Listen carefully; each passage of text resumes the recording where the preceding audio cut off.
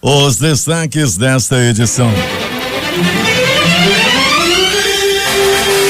Aumentam importações e caem exportações no polo industrial de Manaus. A Assembleia Legislativa faz audiência pública para debater a criação de novos municípios. Carauari decreta emergência e Fundo de Promoção Social vai enviar 40 toneladas de alimentos para regiões atingidas pela cheia. Câmara adia pela terceira vez votação de projeto de socorro a estados. Marcelo Odebrecht entrega Lula e Dilma a Moro. Relator confirma que ex-presidente é o amigo da planilha da propina e que deu a ele em dinheiro vivo 13 milhões de reais. Dilma Vana Rousseff não ficou atrás e levou da construtora 50 milhões para a campanha. A Anistia Internacional diz que caiu em 37% o número de execuções no mundo. Ponte Preta elimina o Santos e avança às semifinais do Paulistão. Mulher inconformada com separação incendeia a casa da sogra em Iranduba. Criança morre atropelada no Viver Melhor e os moradores fazem protesto. Noite de terror no centro da cidade. Tiroteio deixa 2 mortos e 2 feridos. Outras 2 pessoas foram mortas a tiro. Estas e outras notícias agora no Jornal da Manhã, 5h48.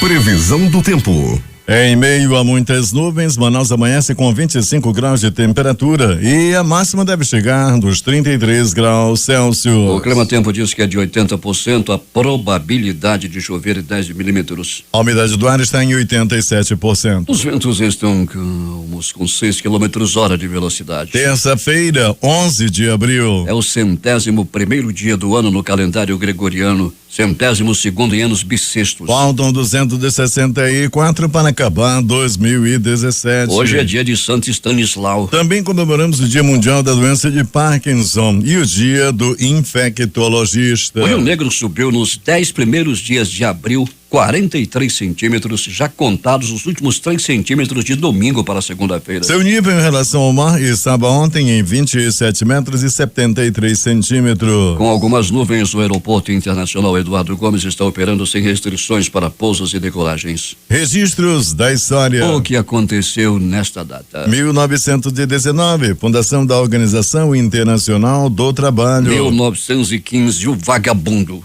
Filme de Charlie Chaplin era sucesso. 1964, o candidato de consenso Humberto Castelo Branco é eleito presidente do Brasil por uma sessão conjunta do Congresso Nacional. 2002, mais de 200 mil pessoas marcham em Caracas em direção ao Palácio Presidencial de Miraflores para exigir a renúncia do presidente Hugo Chávez, que agora é uma borboleta.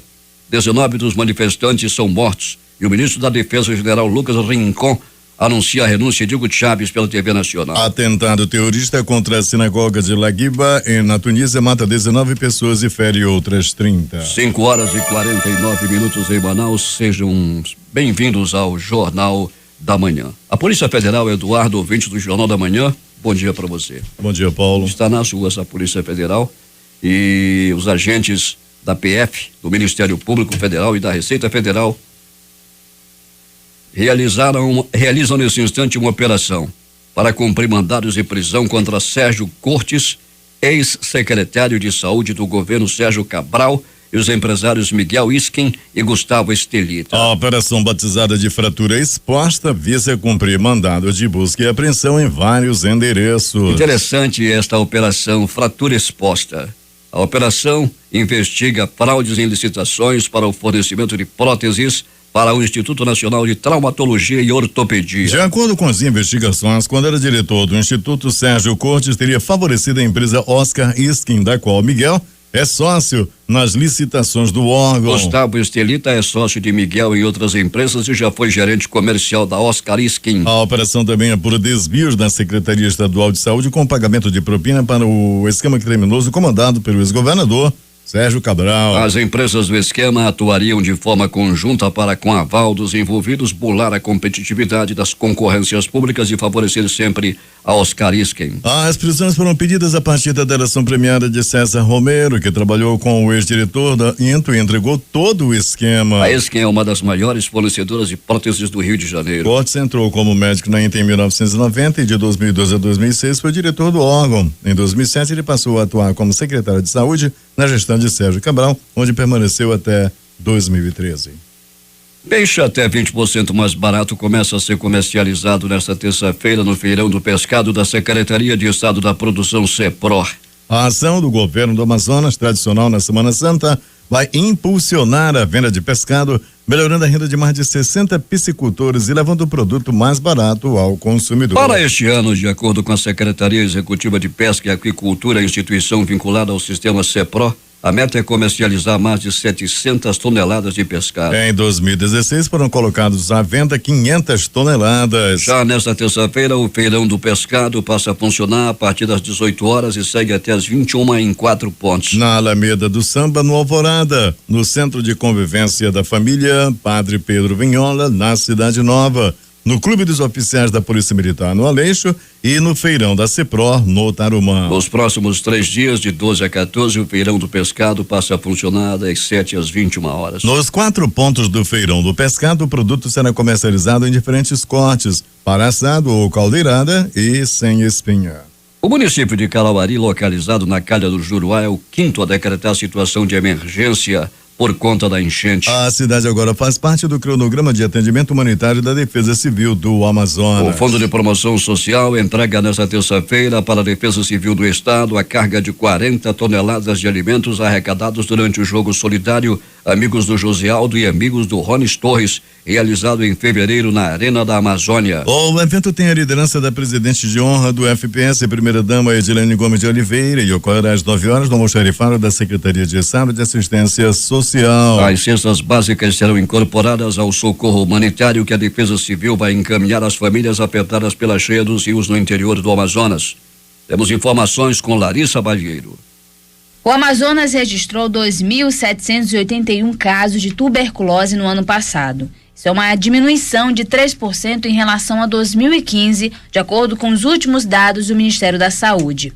O estado lidera os casos da doença no país. Apesar dessa redução, o número de mortes aumentou mais de 16% no mesmo período, passando de 127 para 148, a maioria em Manaus. De acordo com Denise Aracaki, coordenadora do Programa Nacional de Controle da Tuberculose do Ministério da Saúde, o tratamento deve ser iniciado logo após o diagnóstico da doença. O tratamento, ele está todo disponível no SUS, gratuito, portanto, e dura no mínimo 6 meses. Algumas formas de tuberculose, como tuberculose cerebral, tuberculose óssea, elas demandam um tempo mais prolongado de 12 meses, mas em geral, na tuberculose pulmonar, 6 meses de tratamento são suficientes para a gente considerar o indivíduo curado.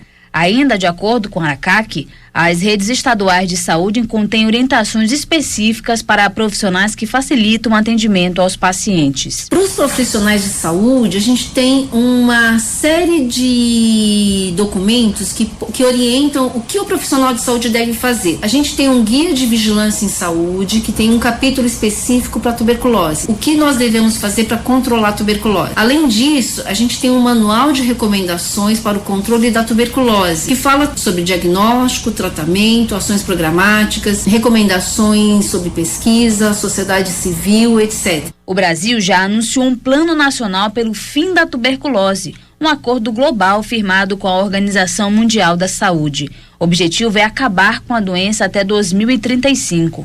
A meta é reduzir o número de 32 casos por 100 mil habitantes para 10 casos por 100 mil habitantes. Essas outras informações você acompanha no portal difusora24h.com. Eu sou Larissa Balieiro para o Jornal da Manhã. 5 horas e 55 minutos. A Manaus Previdência está convocando 503 segurados para realizarem atualização dos dados cadastrais junto ao órgão. Devem comparecer os aposentados e pensionistas que aniversariam em abril. O prazo vai até o último dia útil do mês, no caso dia 28, uma sexta-feira. Quem não atender à convocação da Previdência vai ter o pagamento do benefício suspenso até a regularização do cadastro. A Secretaria de Estado de Educação e Qualidade do Ensino, SEDUC, está convocando 39 professores aprovados em processo seletivo simplificado. Os docentes convocados atuarão nas áreas de educação física, filosofia, física, língua inglesa, língua portuguesa, matemática, química e séries iniciais do 1º ao 5º ano. A relação com os nomes dos profissionais convocados e a respectiva ordem de classificação destes no PSS podem ser acessadas neste site da SEDUC na internet. www.educacau.am.gov.br. Repita, Eduardo. www.educacau.am.gov.br. As vendas de veículos novos no Amazonas caíram 6,77% no mês de março. Na comparação é igual ao período do ano passado, aponta a FenaBrave, a Federação Nacional de Distribuição de Veículos Automotores. Ao todo, o terceiro mês emplacou no estado 3.200 novas unidades, incluindo automóveis comerciais leves, caminhões, motocicletas, ônibus, implementares rodoviários e outros contra 3.500 em março de 2016. Na comparação com fevereiro, houve alta de 36,86% quando foram comercializados 2,3 mil veículos. Já no acumulado do primeiro trimestre, a venda de veículos voltou a cair e registrou menos 10,39%. Temos informações com o repórter José Alberto Zegdeg. Muito bem, Paulo Guerra. O Jornal da Manhã foi procurado na manhã de ontem por um pai de aluno da Escola Municipal Manuel Urbano, situado no quilômetro 7 da estrada de Novo Airão, para reclamar da falta de aula na escola. Segundo o pai, que não quis se identificar, a escola onde estudam cerca de 70 alunos foi fechada para a reforma e até então continua fechada. Para não prejudicar os alunos no período letivo, a prefeitura alugou um prédio nas proximidades do centro da cidade, onde os alunos deveriam estar estudando, mas as aulas continuam paralisadas. O pai disse ainda que o início das aulas já foi marcado por diversas vezes, inclusive para ontem, mas os alunos tiveram que voltar para casa por não haver aula. Mais dificuldade para a maioria dos alunos que moram na estrada e tem que se deslocar para a cidade todos os dias. Mas o que mais chamou a atenção do pai é que a Escola Manuel Urbano é uma escola pequena de madeira, onde os gastos na reforma não seriam tão grandes. O pai em seguida indagou: se a prefeitura não tem dinheiro para reformar a escola, como tem dinheiro para pagar R$6.000 em um prédio que há 3 meses está para receber os alunos e essas aulas não começam? É muito estranho isso, disse o pai reclamante. Bem, Paulo, no dia 10 de março, uma professora da escola pediu que divulgássemos aqui no Jornal da Manhã a abertura das matrículas para a Escola Manuel Urbano, que funcionaria no prédio novo, o que fizemos com muito prazer. Porém, até hoje, como disse o pai que nos procurou na manhã de ontem, as aulas não começaram. Por telefone, tentamos falar com o diretor Rildo da escola, mas não conseguimos. Com a palavra, a Secretaria de Educação do município. Para o Jornal da Manhã, Zegdeg. 6h06 em Manaus. O Ministério Público Federal anunciou ontem o lançamento de novo edital de seleção para vagas de estágio nas áreas de Direito e Jornalismo. O edital deverá ser lançado no próximo dia 17, quando também começam as inscrições para a seleção via internet no site do Ministério Público Federal no Amazonas, no www.mpf.mp.br/AM. A prova será realizada no dia 30 deste mês, de 9 às 13 horas. O Pleno do Tribunal de Contas do Estado do Amazonas realiza nesta terça-feira a 10ª sessão ordinária do órgão, onde irá julgar 25 processos, entre os quais estão prestações de contas, recursos, representações e tomadas de contas. A partir do dia 17 de abril entra em cartaz no Paço da Liberdade, no Centro Histórico de Manaus, a exposição Dom Quixote, Sonhando o Sonho Impossível. A programação integra as comemorações do dia 23 de abril, Dia Internacional do Livro, e dá continuidade às homenagens iniciadas em 2017, em alusão aos 400 anos da morte do autor do romance Dom Quixote, o espanhol Miguel de Cervantes. Palestrantes internacionais e nacionais irão dialogar sobre a ampliação da oferta turística de qualidade nos estados da Amazônia. O debate será no 4º Seminário de Turismo em Áreas Protegidas da Amazônia, organizado pelo Instituto Chico Mendes de Conservação da Biodiversidade, ICMBio, em parceria com o curso de turismo da Universidade do Estado do Amazonas. O evento acontecerá de 18 a 20 de abril no Centro de Artes, o CAUA, da Universidade Federal do Amazonas. Para garantir a segurança dos passageiros do Serviço de Transporte Rodoviário Intermunicipal,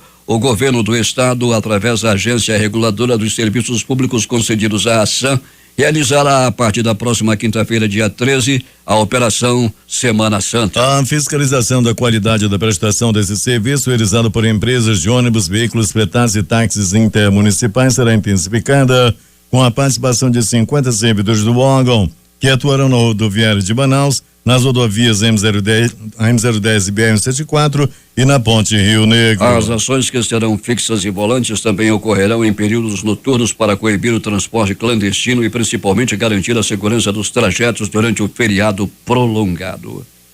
Serão fiscalizados a documentação, itens de segurança dos veículos, lotação de passageiros, cumprimento de horários e gratuidade obrigatória por lei.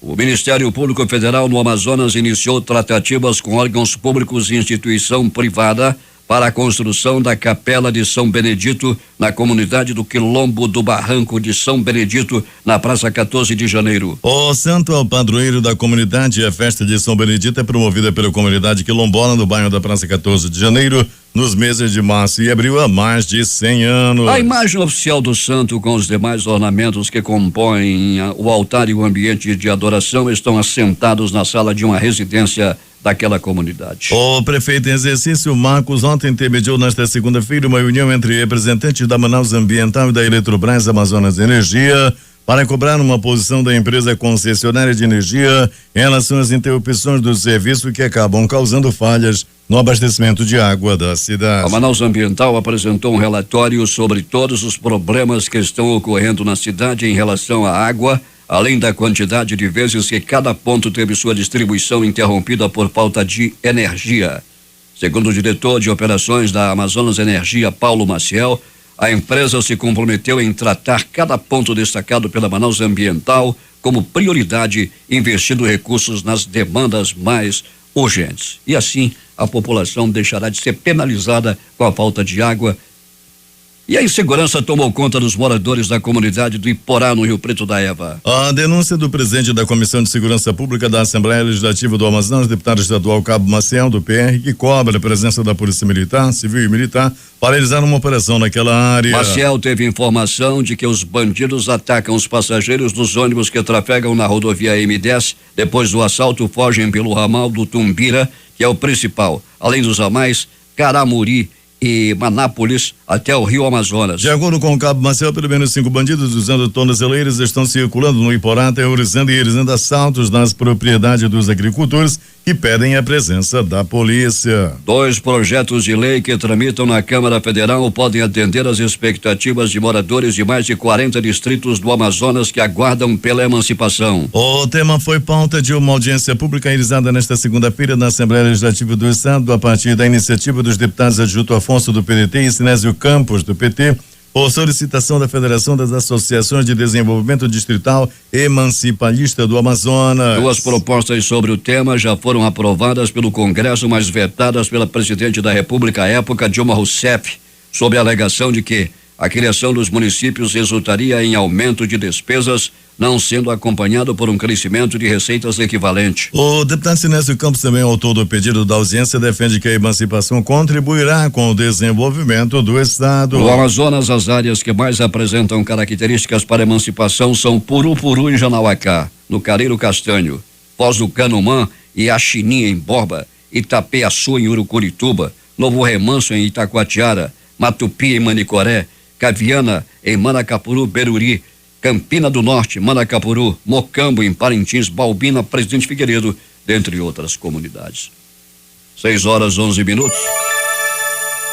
As importações no Amazonas registraram alta de 35,30% no primeiro trimestre deste ano, comparação com o mesmo período de 2016, segundo o Ministério da Indústria, Comércio Exterior e Serviços. No total foram 1,934 bilhão de dólares importados de janeiro a março contra 1,429 bilhão em igual trimestre do ano passado. Já as exportações desse período foram de 132,1 milhões, com variação de menos 17% no mesmo tipo de confronto. Em março, a importação registrou 710,6 milhões de dólares e as exportações foram de 43,4 milhões. A China é a líder dos países importadores para o polo industrial de Manaus, com 654,5 milhões de dólares comercializados somente nos 3 primeiros meses de 2017. Segundo os dados da balança comercial amazonense, em março as importações cresceram 181,2 milhões de dólares, com variação positiva de 34,24%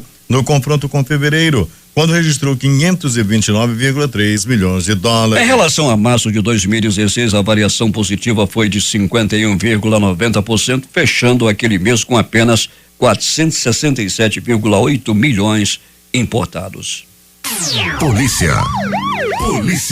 Depois de ser flagrado no momento em que arrastava uma garota de 9 anos para um matagal, supostamente para tentar estuprá-la, um homem até o momento não identificado foi agredido a pauladas por aproximadamente 20 pessoas na rótula da Suframa ontem à tarde.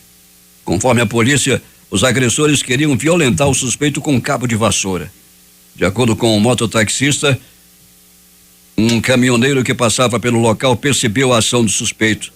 A garota conseguiu se soltar e correu pedindo socorro. O caminhoneiro perguntou dela o que estava acontecendo. Depois que ela contou, a população começou a agredi-lo.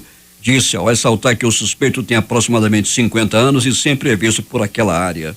O aspirante Daniel Queiroz, da 7ª Companhia Interativa Comunitária, informou que quando a equipe chegou ao local, o suspeito estava ensanguentado e desacordado. Tiraram a roupa do suspeito com a intenção de violentá-lo com um cabo de vassoura, mas chegamos e conseguimos controlar a situação, explicou ele.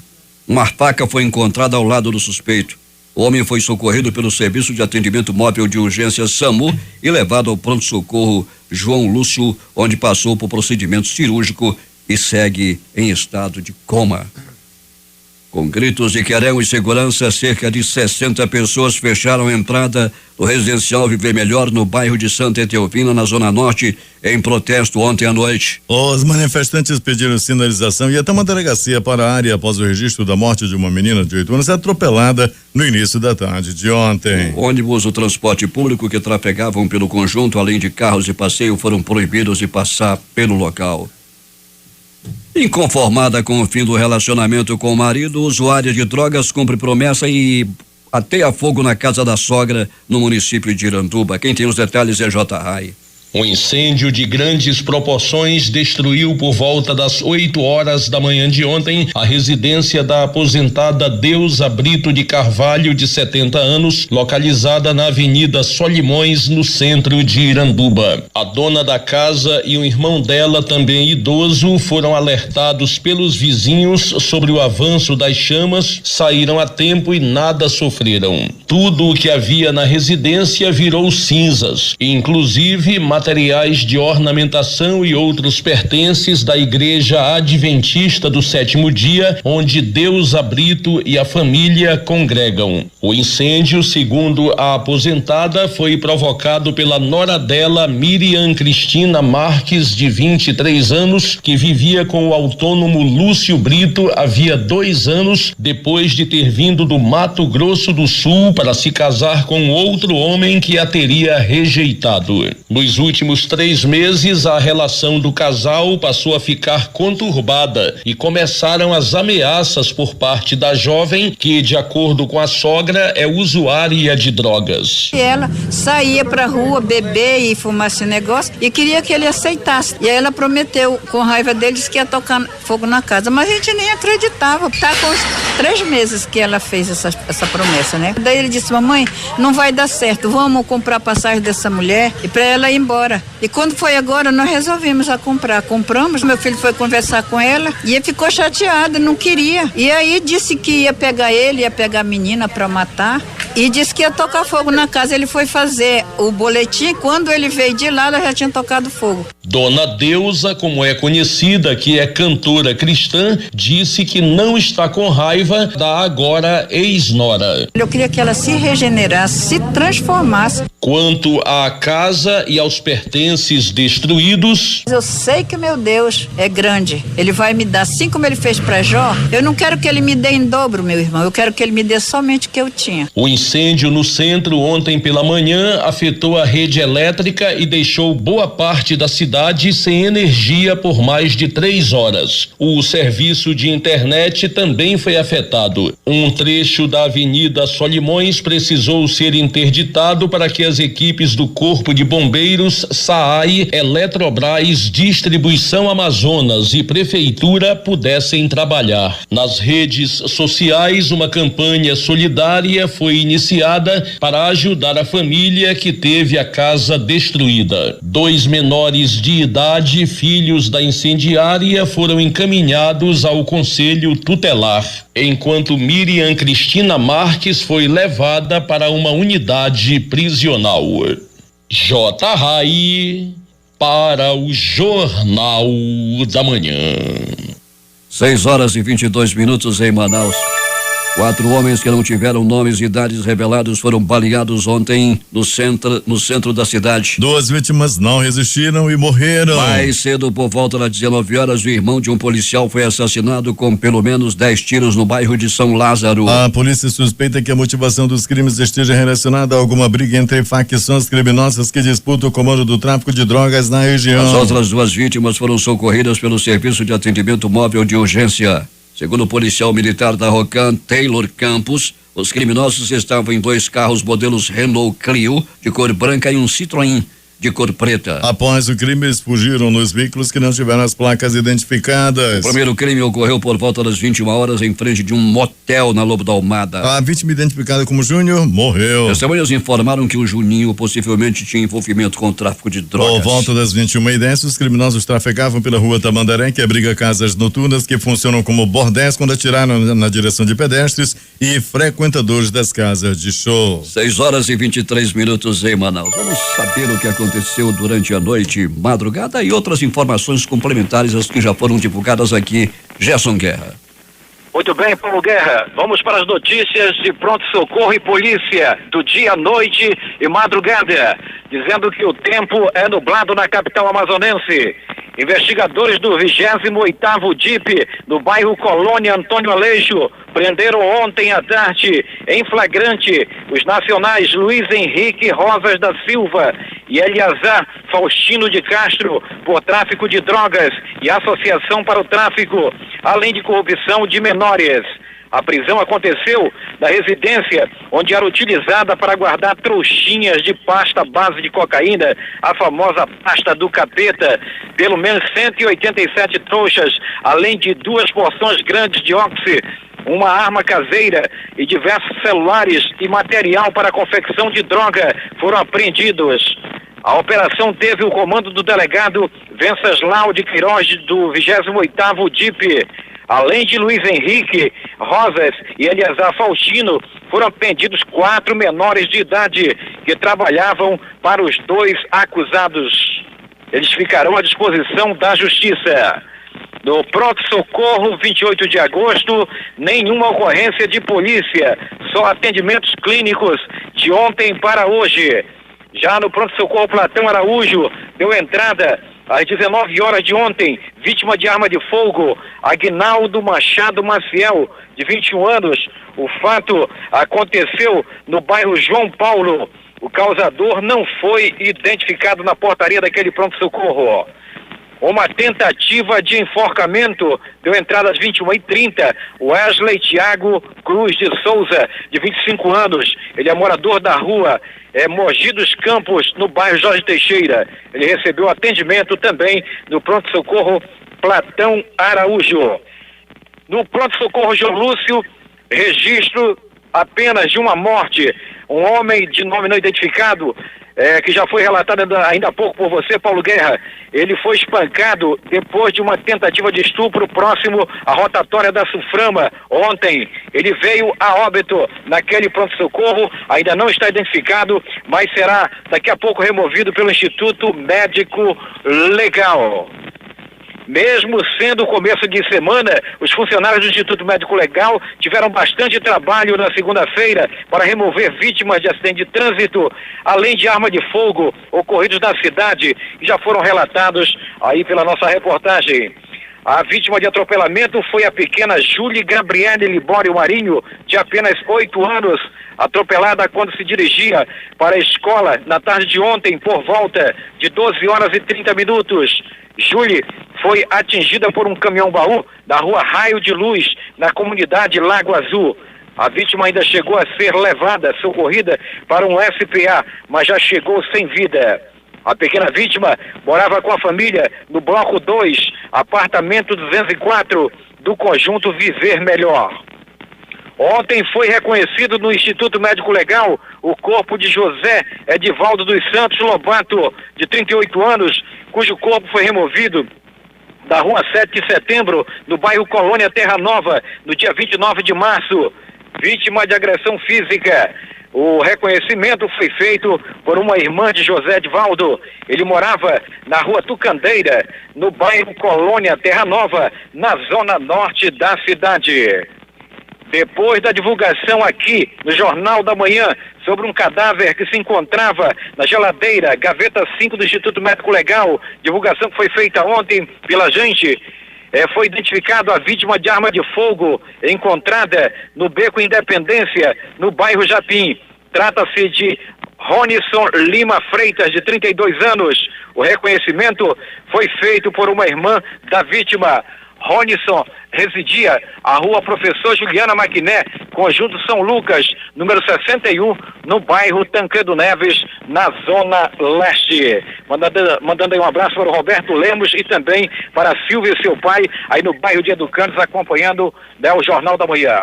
No Instituto Médico Legal foram registradas 4 mortes por arma de fogo, já relatadas pela nossa reportagem, um atropelamento e reconhecimento de cadáver, 2 reconhecimentos. Essas são as últimas de polícia e pronto-socorro. E lembre-se, o crime tem 2 caminhos, cadeia ou cemitério. A reportagem foi de Gerson Guerra para o Jornal da Manhã. 6h31 em Manaus. Os números das loterias. Aqui na concurso 4.356 acumulou.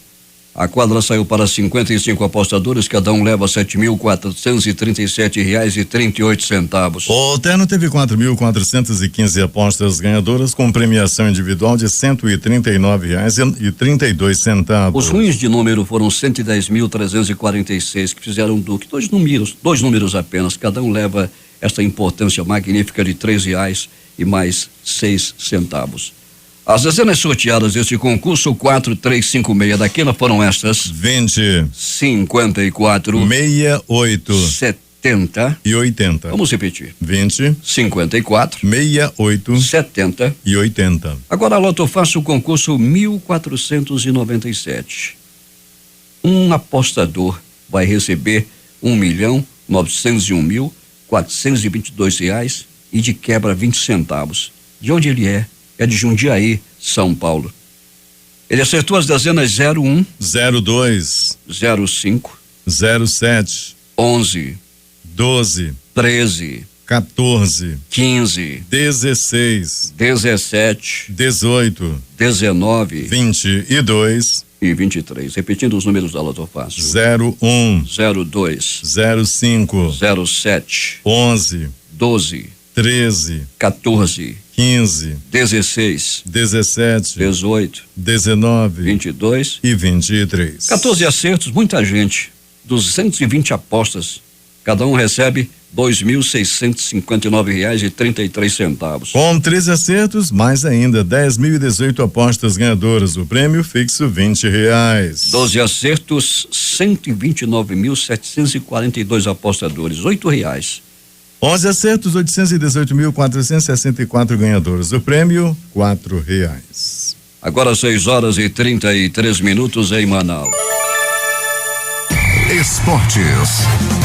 O comitê da competição da Liga Espanhola se reúne somente hoje para julgar o caso de Neymar, mas o jornal espanhol Marca adiantou: se a regra for cumprida, o brasileiro será suspenso por 3 partidas, perdendo o clássico com o Real Madrid no Santiago Bernabéu, com a liderança do campeonato em jogo, e os jogos contra Real Sociedade e Osasuna no Camp Nou. O atacante foi expulso contra o Málaga em partida que o Barcelona foi derrotado por 2-0 após receber o segundo amarelo. Os jogos realizados nesta segunda-feira, Campeonato Paulista. Depois de 8 finais consecutivas de Paulistão, o Santos deixa a competição mais cedo. E é méritos para a Ponte Preta. No Pacaembu lotado, o Peixe devolveu o placar conquistado pela Macaca no jogo de Campinas, 1-0, mas não conseguiu o segundo gol e viu a decisão ir para os pênaltis. David Braz, autor do gol no tempo normal, foi o único a desperdiçar sua cobrança. O Santos deixa o Paulistão e agora se volta para a Libertadores da América. Já a Ponte vai atrás de seu primeiro título estadual. O jogo isolado ontem pelo Campeonato Pernambucano. Santa Cruz 1, Náutico 2. E hoje tem jogo pela Liga dos Campeões e são 2 jogos. Às 15h45 jogam o Borussia Dortmund e o Mônaco. À mesma hora,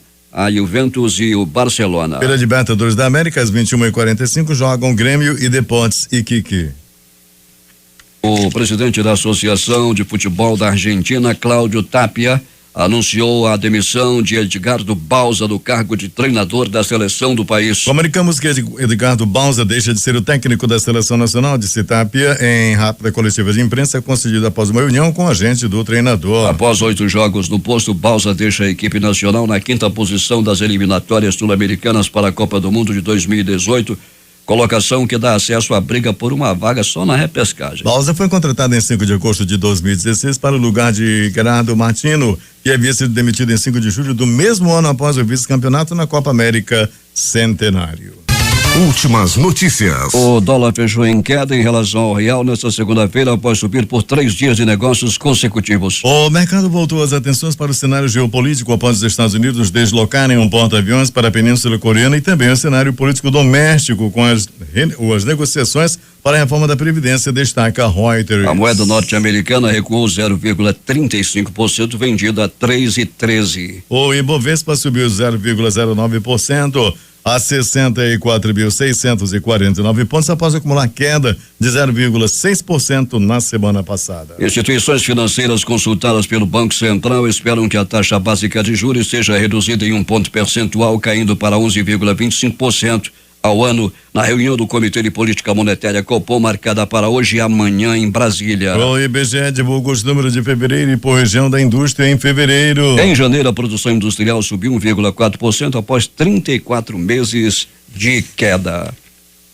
A Fundação Centro de Controle de Oncologia do Estado, unidade vinculada à Secretaria de Estado da Saúde, recebeu um novo mamógrafo que vai reforçar a área de exames complementares e de apoio ao diagnóstico. O equipamento foi doado à instituição pelo Instituto da Mulher, Dona Lindu, e passará a operar ainda este mês, informou o diretor-presidente da unidade, cirurgião oncológico Marco Antônio Rice. A expectativa é de aumento de pelo menos 50% no número de exames dessa modalidade. O equipamento tem capacidade para até 45 exames por dia e está interligado a toda a rede do serviço de imagenologia, possibilitando o acesso às imagens geradas por ele de diversos gabinetes e consultórios e facilitando a análise e a emissão dos laudos. 6h41 em Manaus. Os espelhos das redações do Enem no ano passado serão divulgados daqui a pouco às 10 horas da manhã pelo INEP. Os espelhos são uma versão digitalizada dos textos escritos pelos alunos e são usados como referência. O INEP vai divulgar também as justificativas das notas em cada uma das 5 competências exigidas no exame. Como o Jornal da Manhã já divulgou no início desta edição, agentes da Polícia Federal, do Ministério Público Federal e da Receita Federal prenderam hoje Sérgio Cortes, ex-secretário de Saúde do governo Sérgio Cabral, e os empresários Miguel Isquim e Gustavo Estelita.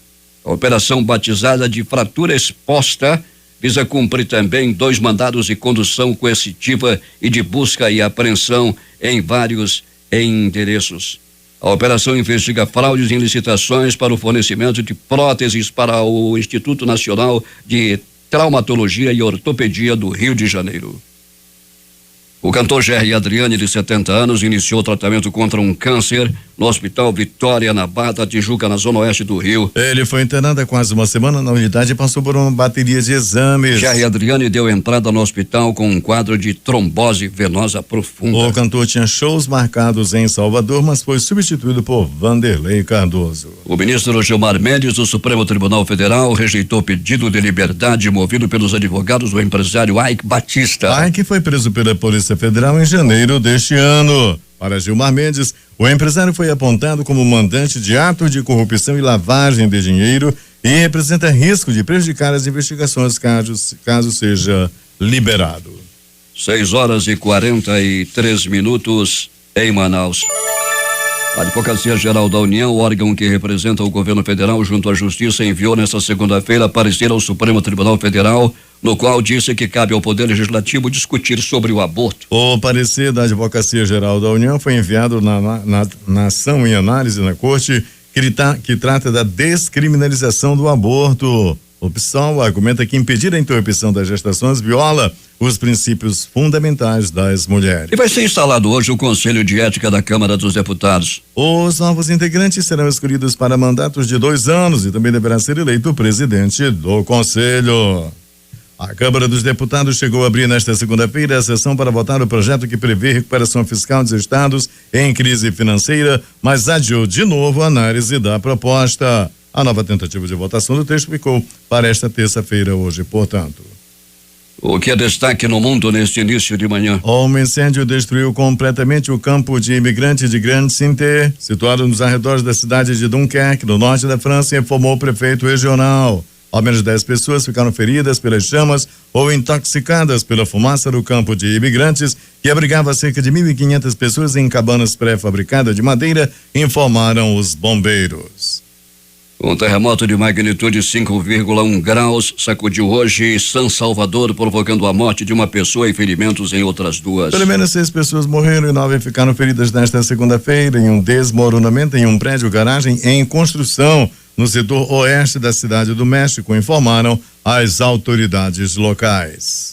O número de execuções em todo o mundo caiu 37% em 2016, excluindo as cifras de China, cujos dados são segredos de Estado, segundo o relatório anual da Organização Anistia Internacional, publicado nesta terça-feira. Excluindo a China, todos os países do mundo executaram 1.032 pessoas em 2016, menos que as 1.634 no ano anterior, segundo a organização. A queda aconteceu principalmente por causa de um menor número de execuções em Irã e Paquistão, 42% e 73% menos execuções respectivamente. Junto com a China, os países com maior número de execuções são o Irã, a Arábia Saudita, Iraque e Paquistão.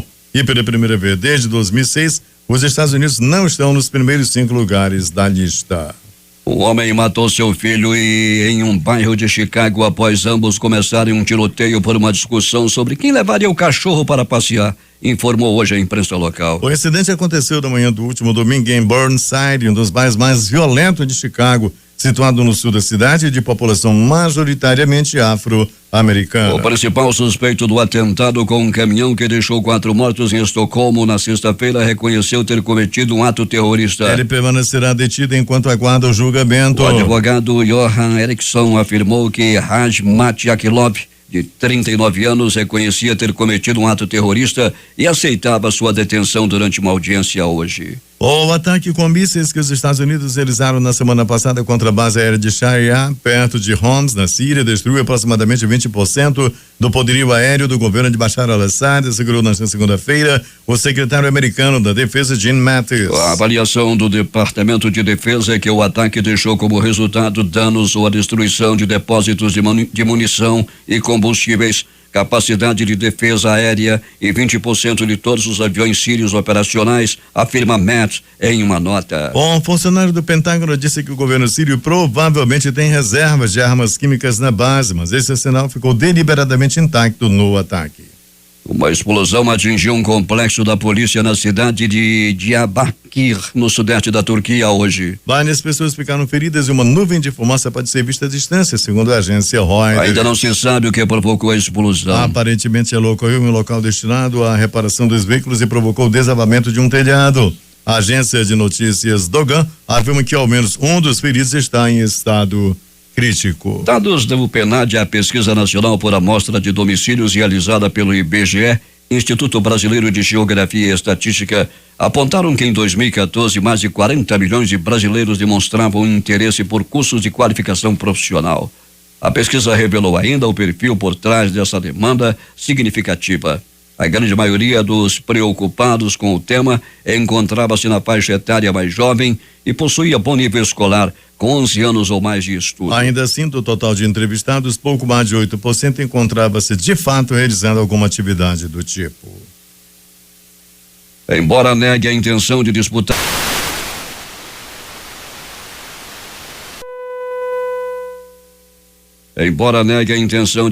as eleições presidenciais de 2018, o prefeito de São Paulo, João Dória, do PSDB, fez um discurso exaltando em Porto Alegre com duras críticas ao ex-presidente Lula. Há uma plateia de empresários e estudantes na palestra inaugural do 30º Fórum da Liberdade. O Tucano afirmou que fará o possível para evitar que o petista volte à presidência. Dória também criticou os filhos do ex-presidente Lula. Lula está mais próximo da cadeia do que ir de volta ao Palácio do Planalto.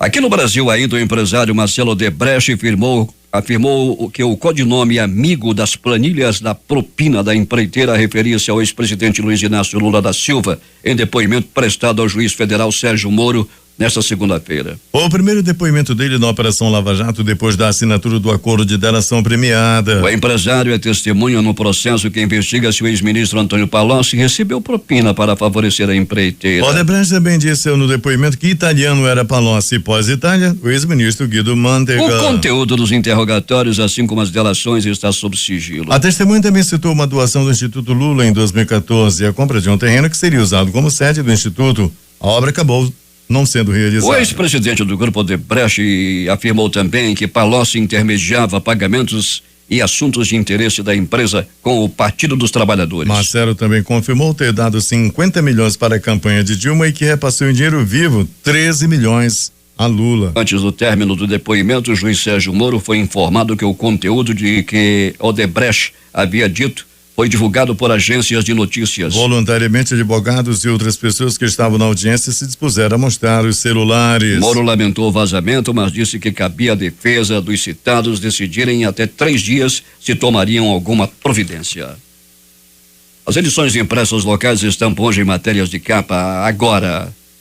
Tentou estuprar a menina e quase foi violentado. Esse homem morreu, como disse ainda há pouco Gerson Guerra. Jornal do Comércio. Importações em alta mostram recuperação. A crítica. Policial militar atende a ocorrência e vê irmão executado. Em tempo. Intolerância. Estas foram as principais notícias de ontem e as primeiras de hoje. Termina aqui o Jornal da Manhã. Participaram desta edição reportagens José Alberto Zegdeg, Larissa Balheiro, J. Rai e Gerson Guerra. Operação de rádio Itamar Jardina e Hamilton Cabral. A apresentação Eduardo Silva e Paulo Guerra.